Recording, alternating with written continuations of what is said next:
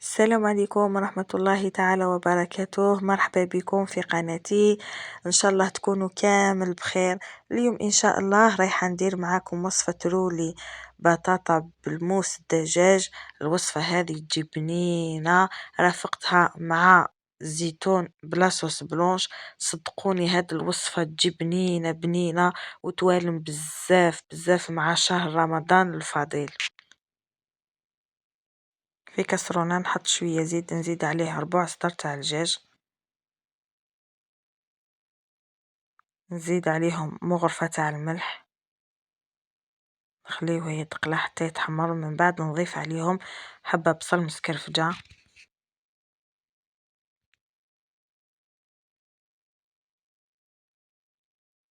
نغطوها ونخليهم يتقلاو. بعد ما تقلاو لنا نضيف عليهم الزيتون والتوابل اللي هي كركم زنجبيل فلفل كحل وشوية قرفة، نخلطوهم مليح ونزيد عليهم شوية معدنوس،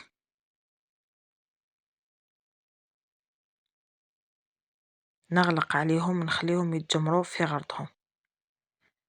بعد ما تقلاو لي كامل مليح نحط فوقهم الماء السخون ونخليها طيب في غرضها. من جهة واحدة أخرى نحط بابي كويسون داخل سنيوة ندهنه بالزيت، من بعد نحط فوقه بطاطا اللي كنت قليتها دوائر،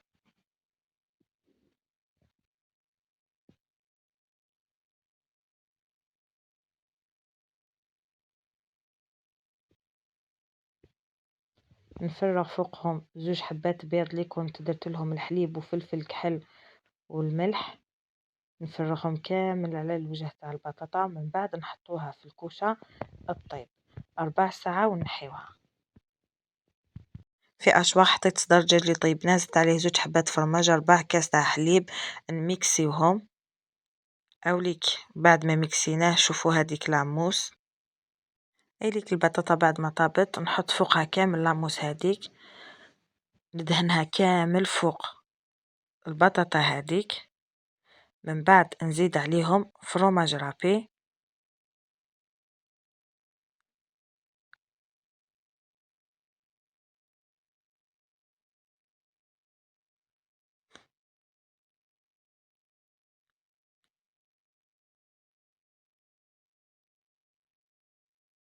نلوليوه.